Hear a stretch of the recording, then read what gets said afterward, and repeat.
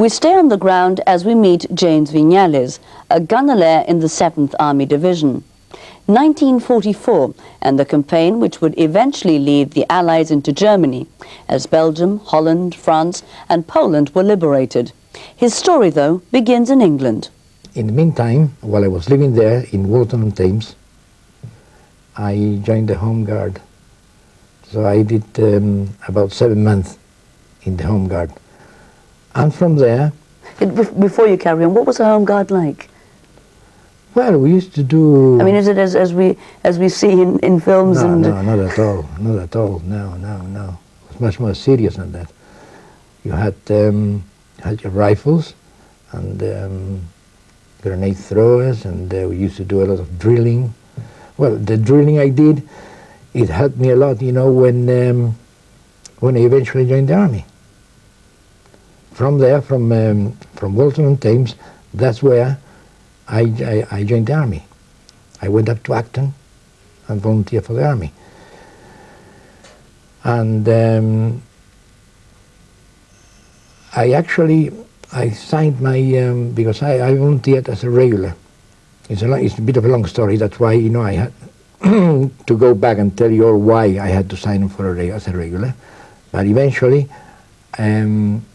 I was sent up to Glasgow on the 16th of December, 1943, a day you never forget, and was given my army number. That's another thing you never forget. We were told that by the sergeant that took charge of us. What is your army number? 1441834. You never forget it. And I did 6 weeks primary training in Glasgow. From there, I went to a sort of a selection board to see where I was going to be posted, what I was going to do. But being a volunteer as I was, I had given the intention that I wanted to go into the Royal Artillery. But really, you know, I would have liked to have gone in the ACAC section. But I was sent to the field as a field gunner with 25-pounders. Incidentally, in this selection board, there was a captain from Gibraltar, and he happened to be the late Major Gashi. He didn't say anything to me. He knew I came from Gibraltar, but no, he didn't say anything to me. That went, you know, unobserved. Anyhow, from Glasgow, I was sent to my first training regiment of Royal Artillery, Field Artillery. When did you first see action? I saw action in July '44. I went over. D-Day was on the 6th of June, and then in July I went over as reinforcement. Now, one of my friends, when we got to this transit camp, that they were sending people to different units, he happened to see that there were vacancies in the 3rd Regiment of Royal Horse Artillery, and he says to me, "Look, this is a very good regiment. Let's go for it." And we did. He ended up working in the command post. That was a Sherman tank, way in front, and I was posted as a gun number. After about a fortnight, the gun layer that they had on that gun became a casualty, and I took over. And from there on, yes. You went through Belgium, you went... Well, after that, oh no, after that, it was after that. They were still, when I went in France, they were still, you know, in Normandy and around Normandy. They hadn't broken through yet. The advance hadn't taken place. So after I'd been there just a few weeks, the breakthrough came.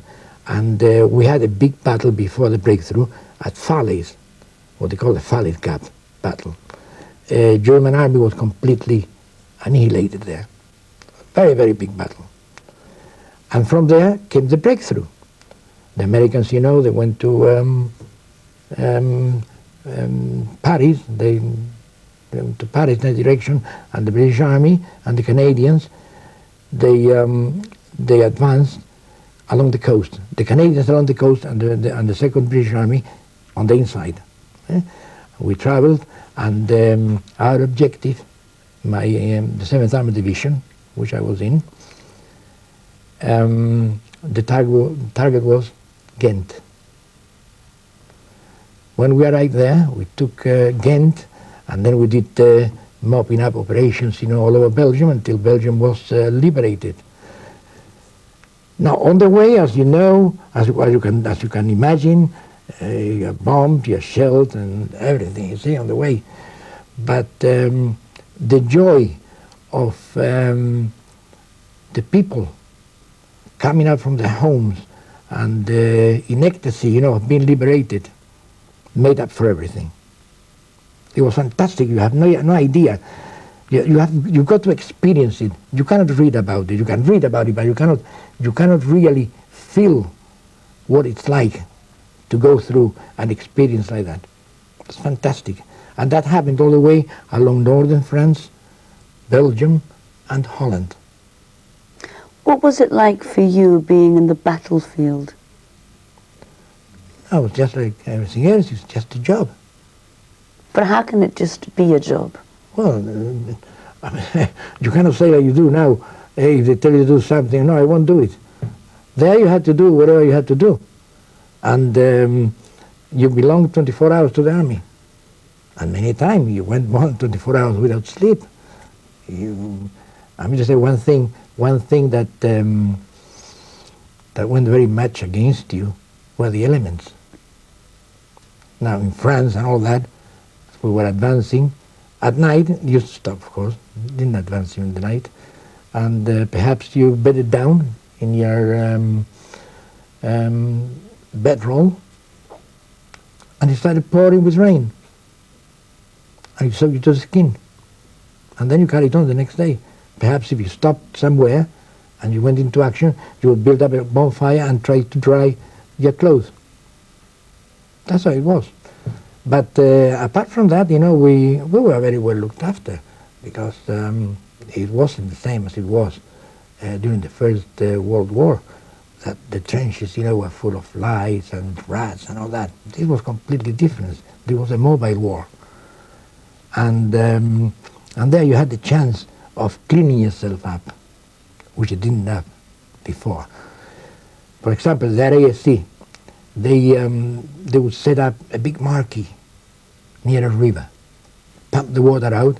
They had boilers, heat the water up, and then you would go in, you could have your shower, and every item of clothing that you handed in, you were given a clean one and disinfected garment in its place. And at least once a week you could do that. At least once a week. So the rest of the time you were just advancing all the time, and well, after the breakthrough from Normandy and all that, it was just advancing all the way into Belgium, and then while we were in Belgium, they told us that we were going to pull out for 6 days. 3 days would have to be devoted in getting the equipment, up to scratch, and the other 3 days would be complete rest. You could do what you wanted. what was the reason for this? Well, because the reason was that after an advance, from so many miles, the equipment needed maintenance and all that. But the irony of it was that when the 3 days were up, that's when they made the 3 airborne landings in Holland. The one at Eindhoven, Nijmegen, and Arnhem. Immediately, we had to move from the place. It was a place called Mechelen, and we had no rest. Before we moved into Germany, the army issued a pamphlet saying, it was mainly on non-fraternization, that you couldn't speak to the German civilians and all that. But of course, behind as every all the laws, they're broken and all that. And everyone was afraid, or a bit apprehensive, that if you went anywhere and you could get stabbed in the back and things like that, you know, they would start a sort of a guerrilla warfare against you. Everything was completely different when we went into Germany, because no one had the will to resist. Even bicycles, which were used extensively in those days, both in Holland and Germany and all that, everyone that rode a bicycle, they carried a white flag. And from every window, as you went along the villages and everywhere, you could see white flags everywhere. There was no fear of anyone trying to hurt you, you know, without you knowing about it. What was it, the kind of action that you saw when you actually moved into Germany then? Well, yeah, the biggest action was crossing the Rhine. The biggest action was crossing the Rhine. That many thousands of guns took part, and the bombardment started at 9 o'clock one evening, and it was very eerie, because at that time everything was quiet. You couldn't even hear a bird singing, as if they had the premonition, you know, something big was going to happen. And everything was quiet. You thought that we were the only guns, you know, in a field, because the guns in a field regiment are deployed in troops of 4 guns each, and each troop is in a different field, so as not to be concentrated, to avoid damage being done to you on a big scale. So at 9 o'clock, it was just getting dusk, and then everybody started opening up. And the bombardment carried on all through the night till about 12 o'clock the following day. And honestly, you thought that you were in the middle of an earthquake, because the earth, you know, trembled underneath your feet. And even when you rested for a while, you put your head down. You got used to it, but that feeling didn't go away. It was as if there was an earth tremor there. So many guns were firing.